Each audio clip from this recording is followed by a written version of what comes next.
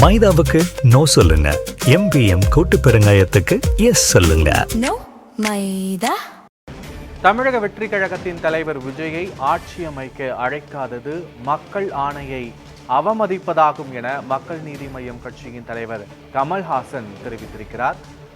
நேற்றே ஆளுநரை நேரில் சந்தித்து விஜய் ஆட்சி அமைக்க உரிமை கோரியிருந்த நிலையில் தற்போது வரை அவரை ஆட்சி அமைக்க ஆளுநர் அழைக்கவில்லை.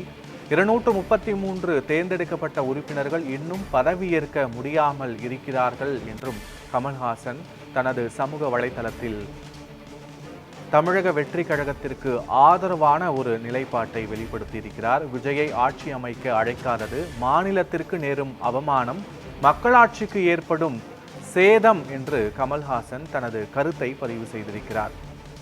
ஆளுநர் இன்னமும் தமிழக வெற்றி கழகத்தின் தலைவர் விஜயை ஆட்சி அமைக்க அழைக்காததற்கு பல்வேறு அரசியல் கட்சி தலைவர்களும் தங்களது கண்டனத்தை பதிவு செய்து வருகிறார்கள்.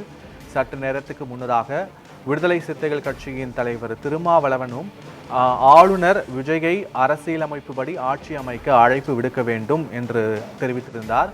இந்திய கம்யூனிஸ்ட் உட்பட 2 கம்யூனிஸ்ட் கட்சிகளும் ஆளுநர் இதில் அரசியல் செய்யாமல் விஜயை ஆட்சி அமைக்க அழைப்பு விடுக்க வேண்டும் என்ற ஒரு ஆதரவை தெரிவித்திருந்த நிலையில் தற்போது மக்கள் நீதி மய்யம் கட்சியின் தலைவர் கமல்ஹாசனும் அதே கருத்தை முன்வைத்திருக்கிறார்.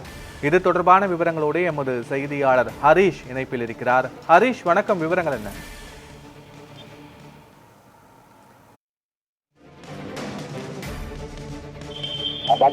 தமிழ்நாடு சட்டமன்ற தேர்தலில் தனித்து ஆட்சி அமைக்கும் அதிகாரத்தை மக்கள் எந்த கட்சிக்கும் வழங்கவில்லை.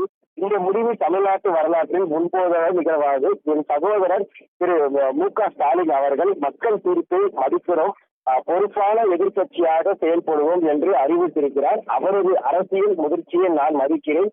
இப்போது அரசியல் அமைச்சு இருப்பதற்கு அதே கடமையை நிறைவேற்ற வேண்டும்.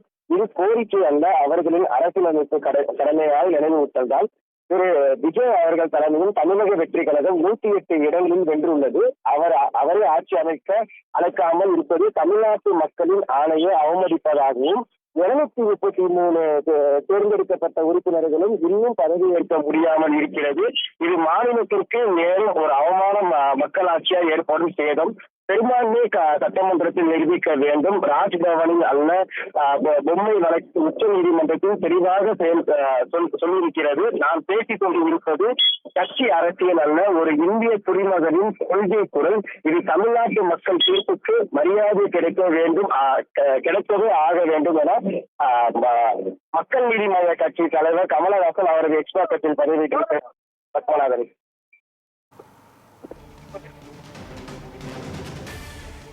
முழுமையான விவரங்களுக்கு நன்றி ஹரீஷ்.